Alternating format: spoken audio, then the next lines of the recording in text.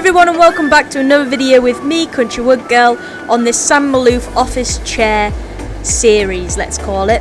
Today we are going to be working on the splats. So this is the bit your back goes against on the chair, and here I've made a template of what I'd like the shape to look like. This is a side profile of the splat, and all I'm going to do is I'm going to draw around it to how many I want. In this case there's 7 in each chair, so I'm making 3, so obviously that's 21. I hope that's 21 and my maths isn't bad. But yeah, so all we're going to do is we're going to rough cut them out and get them planed up, and I'll jump back on the mic at that point.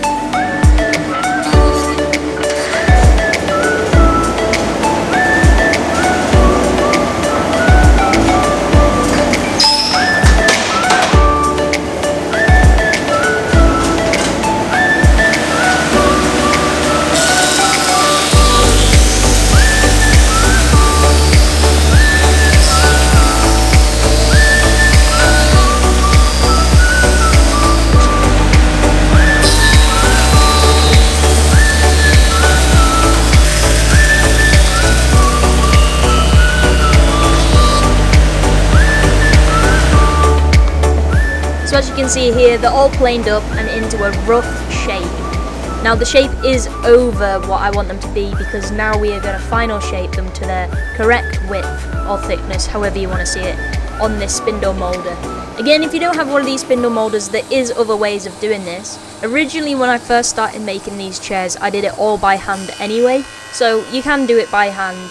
I'm using this machine because obviously it makes the process quicker and easier for me. So yeah, that's why I do it, but you can have other ways of doing it, like I say, with a router or just by hand tools. Depends how much time you've got. And so this is basically just taking off the excess wood to my MDF template. And one thing that's really important on doing these things is to mark your ends. So as you can see in a minute, I go up with a square and a pencil line and just kind of give everyone a gauge that's exactly the same, and then at this point I can turn it over, line those lines up where I want them to be, and do the back side.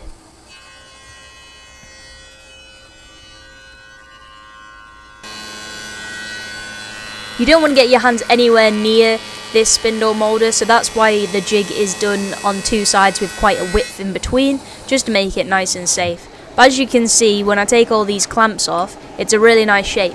So I carry on and I do all of them, so all 21, and I do a few spares. So as you can see there, it's a really nice shape, and that's kind of like what your back would sit against. And as you can see here, that's them all done. I didn't show me doing any more because it's just the same process over and over again. It does take a little bit of time, but like I say, it is a lot faster than doing it with hand tools, so it's a win-win for me really. We next go on to put them into their sets, so each set has 7 in, and I mark how I want them to look from the front view. So this is how I want them to look, and everyone is exactly the same on the bottom, they're just slightly different heights on the tops. So as you can see here, all the bottoms are exactly the same, and the tops are staggered. And depending on how you shape your headrest, you'll have to work out how long each one needs to be. Obviously the middle of my headrest is a lot lower than the outside, so the middle ones are shorter. And all we're going to do is we're going to take this waist off on the bandsaw, being nice and safe. will also cut them to length, so that all the correct lengths that they want to be. And I just simply do this on the cross cut.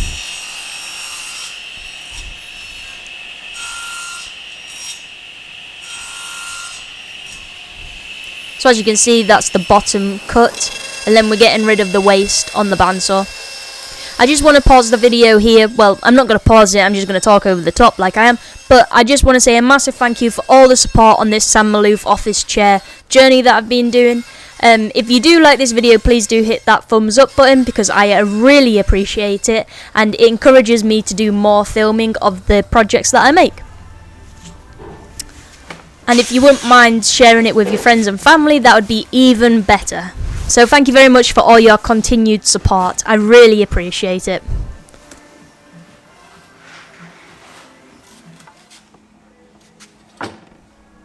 So once we've got it to this stage, we then need to round the ends, as you'll be drilling into your seat and the bottom of your headrest with round drill bits. I suppose you could, if you wanted square ones, you could like mortise and tenon them almost. But for me, I wanted them to be round. So this is me taking off the edges for me to use a Veritas tenoner.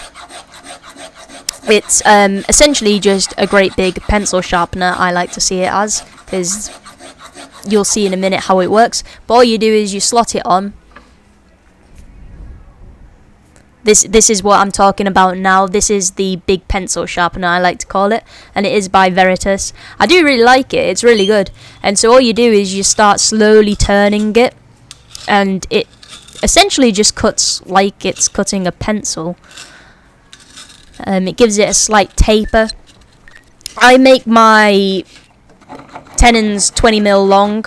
I think the bottom ones are 20mm long and the top ones are 25mm long. So as soon as you've got 20mm long on these bottom of the splats, you're good to go.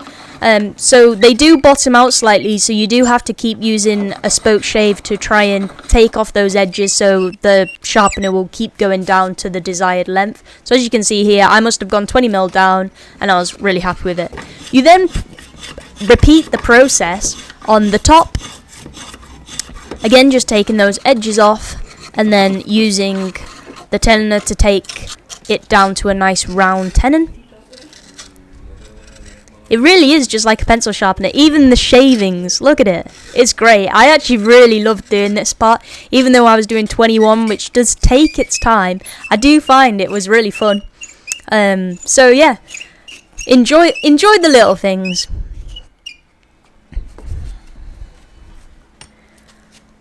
So this one I made 25mm long, just to give it a little bit more strength. And as you can see here, that's them all to a rough state, and I kind of get them all to this stage and then work on the next bit all together as well. So I'm using this belt sander to get them down a little bit more, because what we don't want is we don't want a bump from your tenon to where it flares out. So we want that nice and straight. You don't want to be looking at your splat thinking, oh, there's a bit of a bump, a bit of a wiggle in that one. You want them looking nice and straight. So this is how I get them really straight. And it also, the round on the back of that sander creates a really nice round in your splat. Just as you can see, I'm sanding it in there. I also do the bottom, so the rounds kind of joining in is exactly the same. And it did work really well. But again, guys, if you don't have one of these sanders, it doesn't matter. There's always other ways of doing things. So again, you could just use your spoke shave still, or you could use a block plane even on it. You know, there is other ways of doing it. I then got a round in this little palm router, and I'm just going to put that on the back of the splat.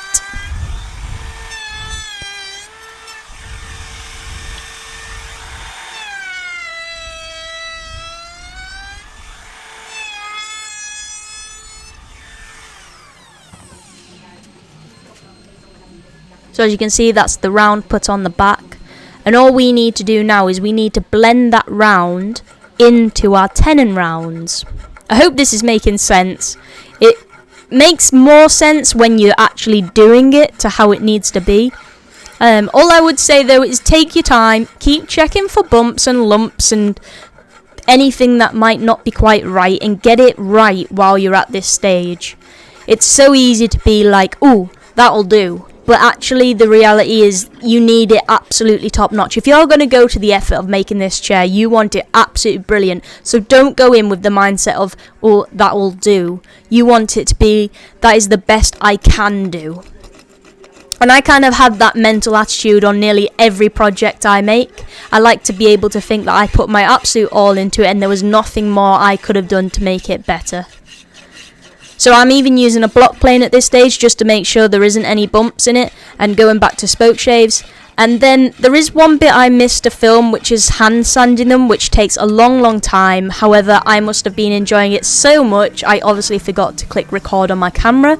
However, these are now sanded, and that is the chair without the splats in, and then this is the chair with glued splats in. And if you're interested on seeing how I get the chair to this stage, do stick around for the final part of the Sam Maloof office chair, which will be part 3, or part 4 if you count this as a part, and that will be the final one. And if you haven't watched part 1 and part 2, I highly recommend you go watch it so you know how to get a chair to this standard. I really hope you enjoyed the video, and please do hit that notification bell to be notified next time. So I'll see you next time, hopefully. Bye everyone.